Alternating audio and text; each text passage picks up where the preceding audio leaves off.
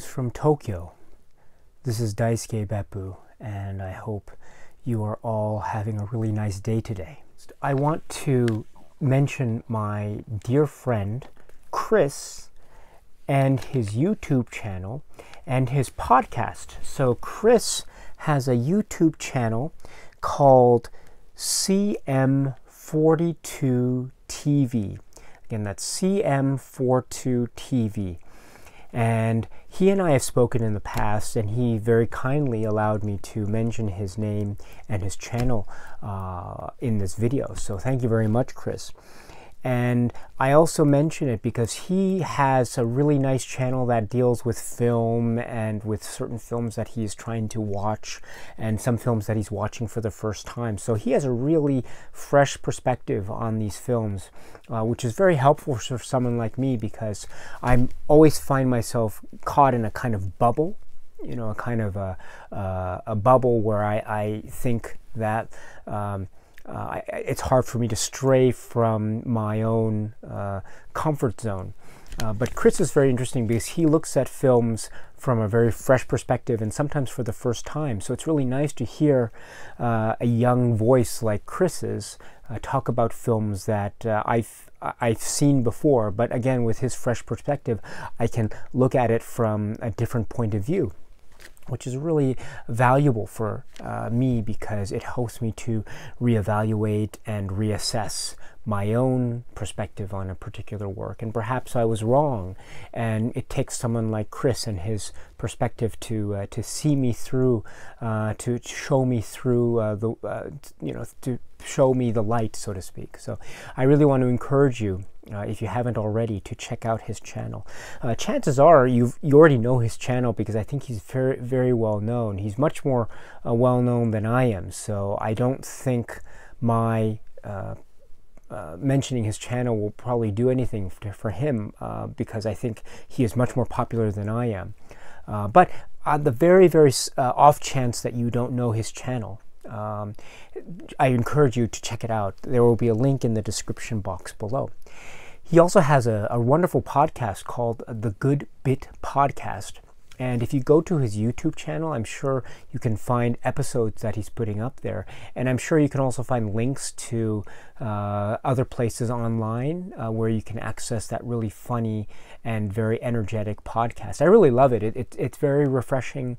And you can tell that he has a very fresh and enthusiastic style that is quite infectious in a very positive way. So Chris is a very dear friend, and he reached out to me on a number of occasions, and he really likes top 10 lists. And he had asked me one time, Daisuke, do you have a top 10 favorite films list? And I do, but I think it's very hard for me to compile because I find that it changes a lot over time. So I guess to answer Chris's question, I find it very difficult to compile top 10 lists. But what I have done today is I have compiled my own top 10 list. So here it is. It's my top 10 favorite movie theater going experiences of my life. So these are the top 10 movie theater going experiences that I have experienced in my lifetime. So that is, I've gone to the movie theater many times in my life, but there have been many times that have been extremely enjoyable and memorable for one reason or another. So I've gone through my movie going life in my head, and I've tried to list a number of them. So here are, I guess, my top 10 favorite movie theater going experiences of my life. Okay, here we go. So, number 10 is this one. Aha. This is the DVD of the film Murder on the Orient Express. This is 1974, directed by Sidney Lumet, which is the film adaptation of the Agatha Christie novel Murder on the Orient Express. I saw this actually on a pretty poor print when I was in university, in New Haven, Connecticut. And this was showing, and by that time I was always a big fan of this film. I think in high school, yes, it was in high school, I did a project where I memorized the entire denouement speech of Hercule Poirot at the end, and I memorized it. It was kind of like a play that I put up, so to speak, but it wasn't in front of people. It was just as a class project. And so I memorized the entire speech of Hercule Poirot. So if you know the film, that speech lasts about, oh gosh, about 10 or 15 minutes. So I remember I was in high school and I just memorized it because I loved it so much. I think I can recite some of it now, perhaps. What is it? Ladies and gentlemen, as you are all aware, a repulsive murderer has himself been repulsively and perhaps deservedly murdered. How and why? Here is a simple answer. There is evidence supporting the theory that the murderer was a stranger to us all. Mrs. Hubbard was conscious of a man in her apartment. Blah, blah, blah, blah. So this is all to say that I really love this film and I love Hercule Poirot. And I saw this, as I said, on a very poor print in college. But it was a really wonderful experience because I think it was the first time in my life that I had ever seen an Agatha Christie film on the big screen. And it reminded me of my time in high school trying to memorize the speech by Hercule Poirot at the end. So it brought back some really fond memories as I was watching it. And that's what really good movie-going experiences should engender, I think, is kind of a sense of nostalgia and things, reminding you of things in the past that you enjoyed. And watching this in college did that for me, and I still feel that way whenever I watch this to this very day. So Murder on the Orient Express. My number 10. Number 9, which is this film. This is Inland Empire. This is the Japanese Blu-ray of this film. I saw this, I want to say, at the IFC Film Theater in New York City. And I saw it when it was first released. And this was a big deal because this was the first film that was being released in theaters by David Lynch ever since Mulholland Drive. And so there was much anticipation, I recall. And I was one of the first people in line to get tickets, and I saw it, and I was there by myself. And it was a real roller coaster of emotion. I think I was very mixed as I was watching it. But there are some moments here that just really frighten the living daylights out of me. And if you know this film, I think you know what I'm talking about. There are a couple scenes that just come out of nowhere. It's a couple of shots that are just, oh my goodness, they're just chilling. And I remember people were screaming in the theater when these moments came up. And I didn't scream, but I was visibly shaken in my chair. So that was a real thrill, and it was a real nice thing to experience in the movie theater in the dark with these strangers. Inland Empire. It was one of the last films I think I saw in the movie theater when I was living in New York. Well, actually, take that back. Maybe there were some others, but yeah, that period of my life is unfortunately becoming a little bit hazy. But what's not hazy is my memory of this watching it in the movie theater in New York City. So Inland Empire, my number 9. Number 8, this is Heat. Now, this film was released in 1995. And I remember this because I was still in high school, and my mother, who is, unfortunately, she's no longer with us, but my mother, gosh, she had a really open mind when it came to taking me out to the cinema. And unfortunately, my memories of my times with her going out to the cinema are becoming a little bit faded. So I don't mention that to try to engender any sense of sympathy. Please don't worry about that. I'm perfectly okay with that situation in my mind. But I mention it because one of the memories that I still hold dear with respect to the movie-going times I had with my mother was this film, Heat. Now, I was living in Connecticut at the time. I was going to high school in Stamford, Connecticut. And this was in 1995, so I remember my mom said, let's go out and watch this film. And this had De Niro and Pacino, and that was a big deal, if you recall. It was the first time that they would be together on screen. You know, of course, they shared credit in The Godfather Part 2, but this is the first time we'd see them on screen. And I just remember that I love this film from beginning to end. There's a certain shootout that is just so it's so above and beyond kind of the thrill.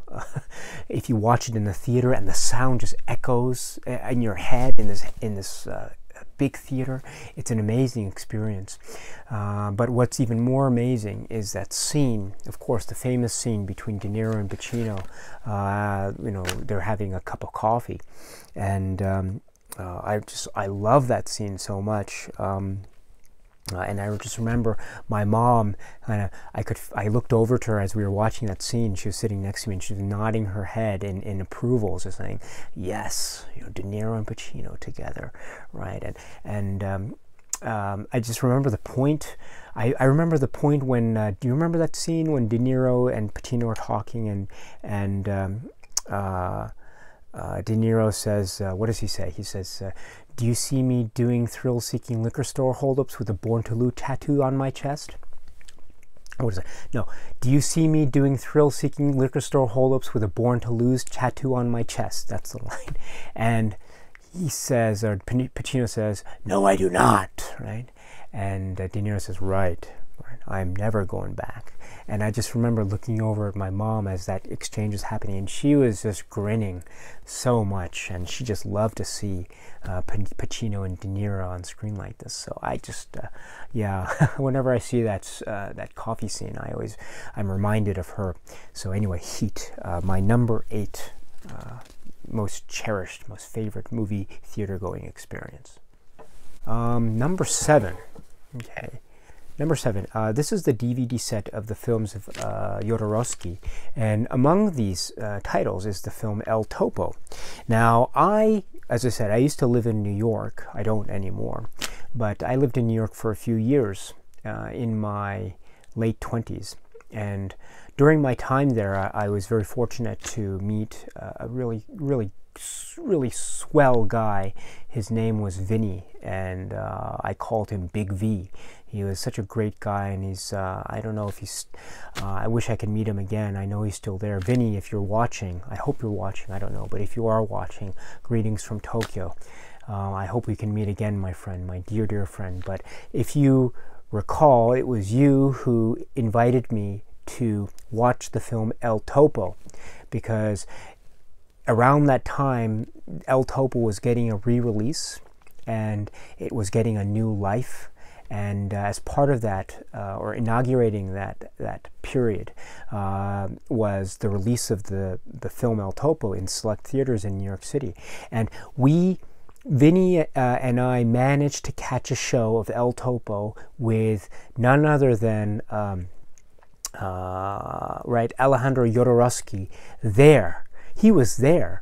And so after the film was over, he came on stage and he was taking questions from the audience. And he was so warm and sweet and filled with life. He was obviously very elderly, but he didn't show any signs of being tired or anything. No, he was so witty, and he was talking about Alan Klein this and Alan Klein that, you know. And he was just so friendly, and he had no air of snobbery or arrogance, and he was so polite with the questions from the audience, and it was a wonderful experience. And the film, my goodness, that was the first time I had seen that film, and it was a life-changing experience, I would say, because just seeing it in the theater and this really kind of odd story that is told with such sincerity and with such bold conviction of thought, let me put it that way. And it's a real sight to behold, and there's some pretty graphic elements there, some pretty violent stuff, some pretty shocking elements of nudity and what have you, but this was all meant for some purpose, and it had a real focus which was so unforgettable, and I couldn't resist, so I had to get this set when it was released. So this is the DVD set, and I cherish this quite highly, and I always think of my dear friend Vinny and his introduction that he very generously made to me regarding the film El Topo. So I'll never forget that. So Vinny, if you're watching, thank you very much for providing to me one of the most memorable movie theater going experiences of my life, El Topo. Yes, number 6. Okay. Number 6. This is also in New York. The Human Condition. Now, I'm counting this as 1 because I saw the films kind of back to back to back, not in the same day, but I think within the same week or the span of a couple weeks. And this is also in a movie theater in New York. I want to say it was the Film Forum, but I can't. Again, my memory gets really hazy, so I apologize for that. But I think it was the Film Forum, and they were playing, and I think it was part of a festival focusing on the films of Tatsuya Nakadai, of course. So I couldn't resist it, and I knew the films already because I actually had the old DVDs with those snap cases. Do you remember those?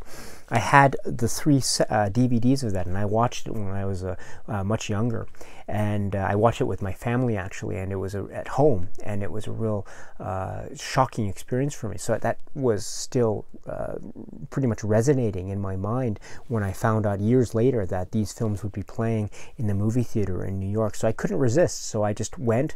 I went by myself because I don't think I had any friends at the time who would be willing to go with me.